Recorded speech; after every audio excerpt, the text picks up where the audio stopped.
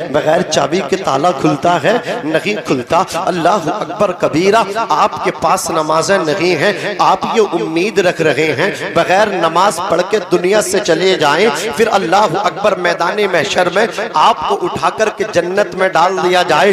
बगैर नमाज के जन्नत में आप कैसे जाएंगे? एक सवाल मेरा आपसे और है, जब अजान मस्जिद से अजान की आवाज आती है और आप बातें करते रहते हैं, आप अल्लाह अकबर अपने दुनियावी कामों में मशगूल रहते हैं, कोई मोबाइल चला रहा है तो मोबाइल ही चलाता रहता है, कोई बात करता है तो बात ही करता रहता है। अब तो आलम ये हो गया, अजान होती है मुसलमान नमाज तो पढ़ने जाते नहीं। दूसरी बात ये है जो अहम बात मैं बता देना चाहता हूँ, मुसलमान अजान के टाइम भी खामोश नहीं रहते, उनकी बातें चलती रहती हैं। अल्लाह अकबर कबीरा, अगर मोबाइल पे IPL देख रहे हैं, अगर मोबाइल पे किसी नेता का भाषण सुन रहे हैं, मिसाल के तौर पे अगर मोदी जी का भाषण ही सुन रहे हैं, आज कुछ लोग बहुत मोदी जी को सुन रहे हैं, ठीक है साहब अच्छी बात है, हमारे देश के प्रधानमंत्री हैं, उन्हें इतना भूत सवार हो गया, कभी राहुल गांधी का भाषण सुन रहे हैं, कभी प्रधानमंत्री का भाषण सुन रहे हैं, इतना अच्छा लग रहा है। अजान हो रही है तो बस अल्लाह अकबर कबीरा, वो वहां पर रुकने के लिए तैयार नहीं है। अज़ीज़ाने मिल्लत इस्लामिया, वो अल्लाह अकबर मोबाइल चलता रहा। और बहुत से लोग ऐसे हैं, अगर टेलीविजन पे लगे हैं, क्रिकेट मैच देख रहे हैं, आवाज बंद कर देते हैं, लेकिन अल्लाह अकबर बराबर उनकी टीवी, उनका बराबर मोबाइल की स्क्रीन पे वो खिलाड़ी खेलते रहते हैं। मैं आपको ये बता देना चाहता हूँ, अजान होती रहती है, हम लोग बातें करते रहते हैं, अजान होती रहती है, हम लोग महफिल गुफ्तगू रहते हैं। कान खोल करके सुन लो, ये इस्लाम इतना भी आसान नहीं है कि तुम अल्लाह अकबर जैसे चाहो वैसे चल लो। ये किसी के बाप की शरीयत नहीं है, रसूल पाक की शरीयत है। इस्लाम पे अपनी शरीयत से मत चलो, आम अल्लाह अपनी तबीयत से मत चलो, हुजूर की शरीयत के मुताबिक चलो। मैं पूछना चाहता हूँ खुदा की कसम, आला हजरत अजीमुल बरकत ने यहाँ तक लिखा है कि जो अजान के वक्त खामोश नहीं रहते हैं, बातें करते रहते हैं, जब वो दुनिया से जाएंगे तो उनका खात्मा ईमान पर नहीं होगा, उनके अल्लाहू अकबर कबीरा बेईमान मरने का आदेश, बेईमान मरने का अंदेशा है। जो बातें करते रहते हैं, खामोश नहीं रहते। एक आदमी से हम परेशान आ गए, जब देखो राहुल गांधी, जब देखो मोदी जी। अबे यार भला इलेक्शन हुआ, वोट देना तुम्हारा काम है, दे दिया, अब दुआ करो या अल्लाह जो बेहतर हो उसे उसका इंतखाब कर दे, जो बेहतर हो दीन के लिए, हमारे लिए और हमारे मुल्क के लिए।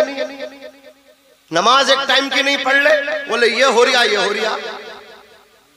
जुम्मे के 2 फर्ज पढ़ के ऐसे जुम्मे के दिन ऐसे निकल रहे जैसे जेल से कोई कैदी निकल लिया, और मस्जिद की सीढ़ियों पे खड़े होकर इलेक्शन लड़ा रहे, और पता नहीं होगा EVM में कौन सा बटन दबाया जाएगा, और प्रधानमंत्री चुन रहे हैं लोग। जहालत इतनी है, हमारी माँ बहनें बैठी है, जहालत में सड़ गई हैं औरतें भी, और हमारे अल्लाह अकबर कबीरा हमारे भाई भी। एक अजीब शिकायत सुनने के लिए मिली, आपको सुनने के बाद गुस्सा भी आएगा, और आप खुद अंदाजा करोगे कि हम मुसलमानों पे जो जुल्म हो रहे हैं वो सही हो रहे हैं, गलत नहीं हो रहे, सही हो रहे हैं। एक लड़का दाढ़ी रख के माँ के सामने आ गया, कुंवारा था, माँ हाथ जोड़ के बोली बेटे तेरी शादी करनी है, इसे मुड़ा के आ। जब तक बेटी ने दाढ़ी खत्म नहीं करा दी, माँ को सुकून नहीं आया।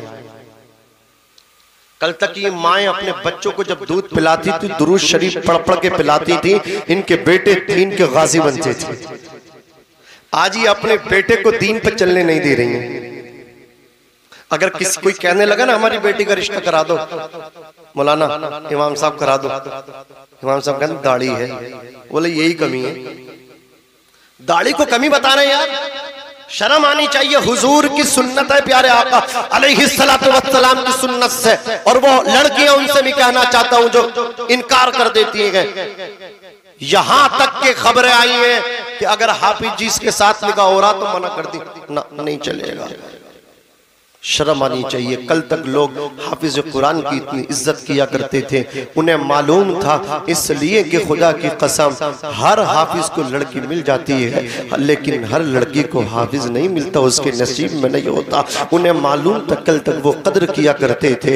हदीस पाक है मेरे नबी की, मन अकरमहुम फक़द अकरमनी, जिसने कुरान के हाफिज की इज्जत की उसने मेरी इज्जत की, जिसने उसको रिस्पेक्ट किया उसने मुझ मोहम्मद को रिस्पेक्ट किया, जिसने उसकी ताजीम की उसने मेरी ताजीम की। इन उलमा का मकाम मेरे आका सल्लल्लाहु अलैहि वसल्लम फरमा रहे हैं, मन ज़ारा आलिमन फ़कअन्नमा ज़ारनी, जिसने आलिम दीन की ज़ियारत की उसने मेरी ज़ियारत की। मन साफ़हा आलिमन फ़कअन्नमा साफ़हानी, जिसने किसी आलिम दीन से मुसाफ़हा किया उसने मुझसे मुसाफ़हा किया।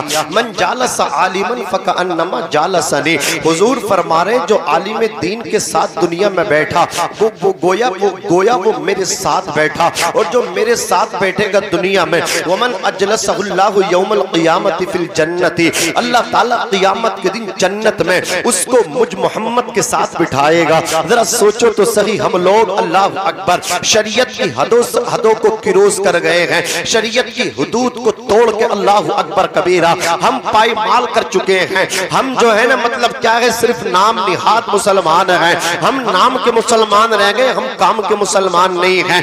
झूठ हम बोल रहे हैं, अल्लाह अकबर कबीरा शराबें हम पी रहे हैं, हमारी शादियों में शराबें पानी की तरह चल रही हैं।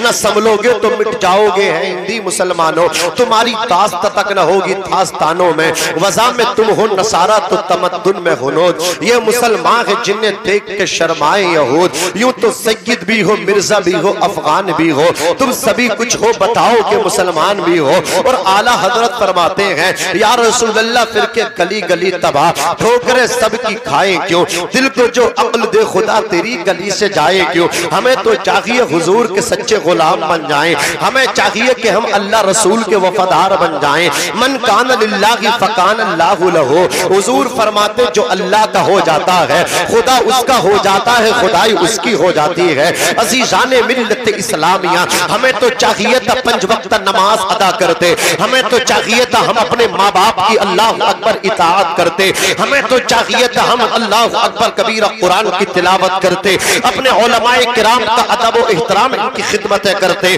हमें तो चाहिए था हुजूर की इत्तिबा करते, प्यारे आका से इश्क करते, वो इश्क जो मदारे नजात है। आला हजरत फरमाते हैं, इश्क तेरे सदक़े जलने से छुटे सस्ते, जो आग बुझा देगी वो आग लगाई है। और इमाम ने कहा था, और लोगों अल्लाह अकबर कबीरा, अल्लाह रब्बुल इज्जत ने मुस्तफा जाने रहमत को किस शाम के साथ दुनिया के अंदर भेजा है, और हम मुस्तफा जाने रहमत के किस तरह गुलाम बन के दुनिया में हमको रहना चाहिए।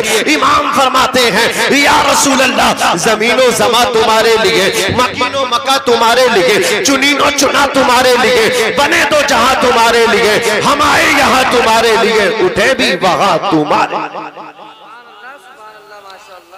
नमाज जो सबसे अहम थी, जो सबसे जरूरी थी, आज वो हम उन नमाजों से दूर हैं, उस इबादत से दूर हैं जो हमें हर हाल में उसको अदा करना चाहिए, हर हाल में उसको पढ़ना चाहिए था।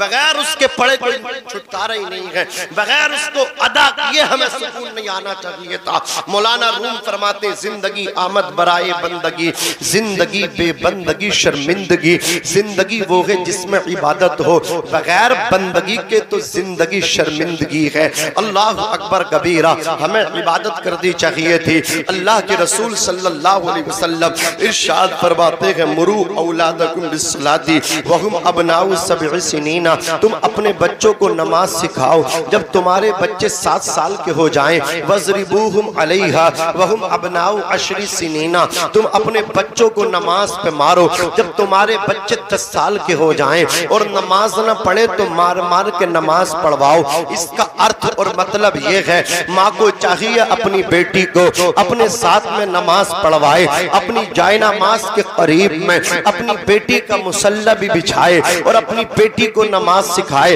बाप को चाहिए अपने साथ में अपने बेटे को नमाज सिखाए और मस्जिद में लेकर के आए। अल्लाह अकबर कबीरा। और जब वो 10 बरस को हो जाए और वो नमाज न पढ़े, माँ को चाहिए बेटी को समझाए और उस पे तादीबी कार्रवाई करके ज़राबा यज़रिबु की गर्दान करके उस बच्ची को नमाज पढ़वाए। बाप को चाहिए डरा धमका के मार पीट के उसको नमाज पढ़वाए। लेकिन आज हमारा आलम यह है, माँ भी दुनियादार है, बाप भी दुनियादार है। अगर बेटा काम पे ना जाए तो बाप गुस्सा होता है, बाप बरहम होता है, बाप घर से निकालने की धमकी देता है। लेकिन यही बेटा नमाज पढ़ने ना जाए तो बाप